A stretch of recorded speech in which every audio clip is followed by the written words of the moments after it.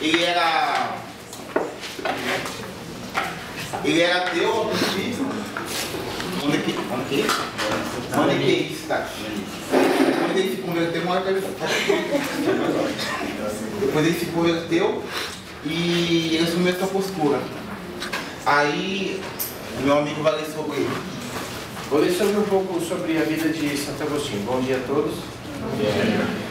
Santo Agostinho, ele era Aurélio Agostinho, nasceu em Tagasta, cidade da Numídia, de uma família burguesa, a 13 de novembro do ano de 354. Seu pai, Patrício, era pagão, recebido o batismo pouco antes de morrer. Sua mãe, Mônica, ao contrário, era uma cristã fervorosa e exercia sobre o filho uma notável influência religiosa. Indo para Cartago a fim de aperfeiçoar seus estudos, começados na pátria, desviou-se moralmente. Caiu em uma profunda sensualidade, que, segundo ele, é uma das maiores consequências do pecado original. Dominou-o longamente, moral e intelectualmente, fazendo com que aderisse ao maniqueísmo, que atribuía realidade substancial tanto ao bem quanto ao mal, julgando achar neste dualismo maniqueu a solução do problema do mal e, por consequência, uma justificação da sua vida. Tendo terminado os estudos, abriu uma escola em Cartago, de onde partiu para Roma e em seguida para Milão. Afastou-se definitivamente do ensino em 386, aos 32 anos, por razões de saúde e mais ainda por razões de ordem espiritual. Agora, a Itália vai falar sobre um pouco sobre a patrística. Bom dia a todos. Patrística. Com o nome de patrística entende-se o período do pensamento cristão, que se conseguiu à época neotestamentária e chega até o começo da escolástica, isto é, os séculos 2, 8 da era vulgar. Este período da cultura cristã é designado com o nome de patrística. Portanto, representa o pensamento dos padres da Igreja, que são os construtores da teologia católica, guias, mestres da doutrina cristã. Portanto, se a patrística interessa sumamente a história do dogma, interessa assaz menos a história em que terá importância fundamental a escolástica.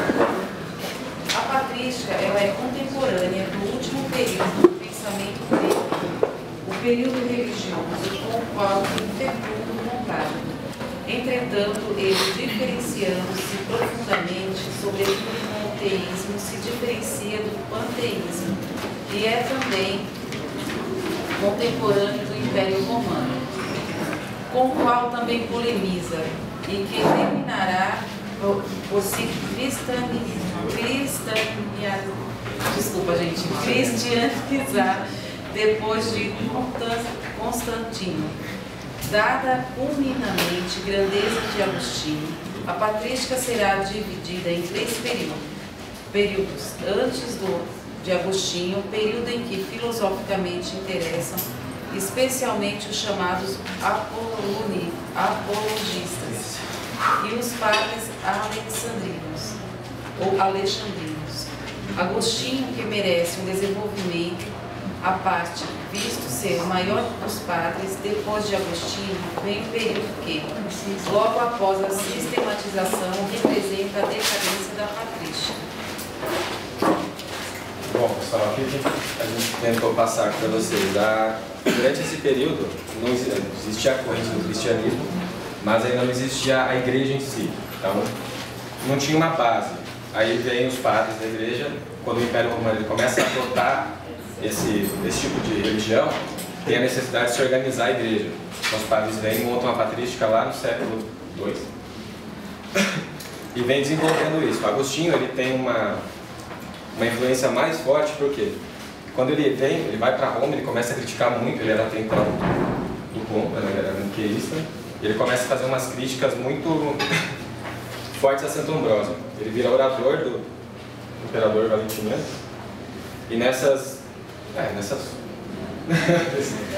que o imperador passava para ele, ele teve que ordenar o ataque a uma igreja. E essa igreja cheia de cristãos, civil, criança e blá blá blá, com muita gente. E aí foram matar todo mundo lá. Depois disso, em uma das eu estava fazendo lá a audição, o imperador me mandou. Foi você? Foi uma Daí, assim mesmo. Então, daí, em uma dessas orações que ele está fazendo lá para o imperador, ele meio que bate um negócio dele, divino, algo divino, e ele não consegue mais criticar o cristianismo. Então, ali ele meio que falou, opa, alguma coisa tem de errado. Até então ele era naquela filosofia do que o homem é bem e mal, segundo o Nikkei. Aí começa a conversar mais com Santo Ambrósio, que é quem vai converter ele ao cristianismo. Com base nisso, como o Império Romano já estava em decadência por causa dos bárbaros, daquele povo, até então não tinha religião, ele meio que propõe ao imperador, ele fala, ó, se a gente moldar uma doutrina dentro da igreja, a gente consegue fechar acordo com esses povos, eles param de atacar Roma, né? A gente vai conseguir meio que segurar eles de uma forma mais problemática dentro da igreja, a gente consegue expandir isso para eles, porque a teologia pagã já não funcionava mais. Então, a princípio, ele foi um dos caras de mais influência exatamente por isso. Porque, além de, lógico, de ter passado por aquele programa da transferência bíblica, quando foi a patrística de Cristo, ele era um dos mais considerados exatamente por isso. Ele levou ao imperador a Roma essa possibilidade de usar a patrística como uma forma de ligação com os povos que eles dominavam, para meio que tentar não deixar marcar esses mesmos, mas não estou muito. Isso caiu do último jeito. Então foi isso que a gente conseguiu meio que buscar na nossa pesquisa.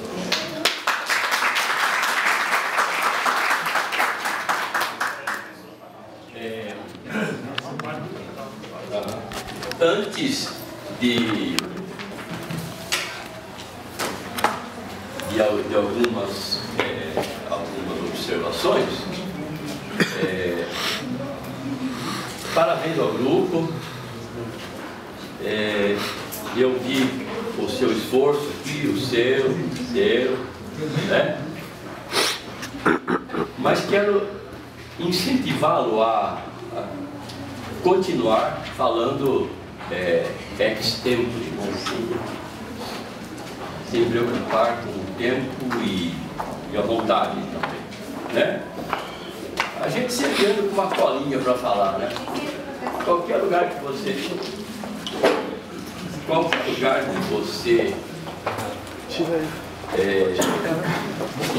tenha que usar da fala em público, sempre causa assim, primeiro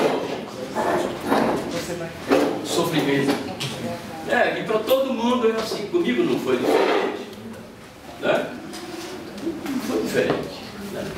Só que quando eu descobri que eu podia, aí nunca mais parei de falar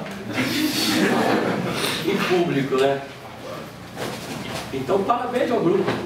Agora, eu só quero, primeiramente, perguntar, não para vocês, mas perguntar aqui, quem sabe o que é maniqueísmo? O que é maniqueísmo? Isso que a gente ia perguntar. Eu não sei.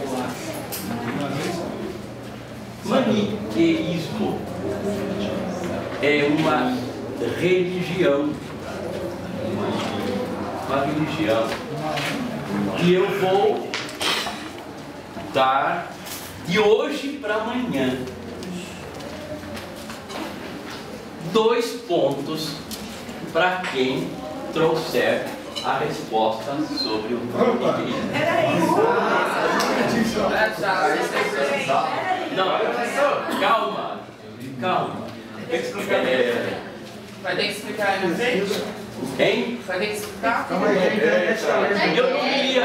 diria que vai ter que explicar, mas nós poderíamos travar aqui uma discussão. Só um minutinho. Serve origem? Hã? Serve origem? Espera aí. Então fala. Era a corrente filosófica do rei Manu.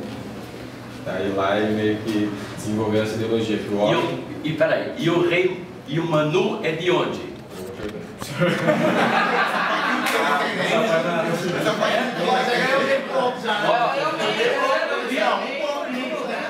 Peraí, o Manu está onde? Porque na história do direito, nós já vimos alguma coisa sobre o Manu.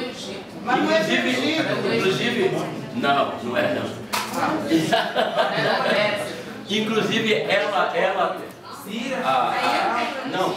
a demolidora, ela trouxe um dia aí um texto, né? Ela trouxe um texto e eu observei, né? O texto dela. Pode daí? Não, melhor não pegar. Assim o pessoal pesquisa e a gente aprende na curiosidade.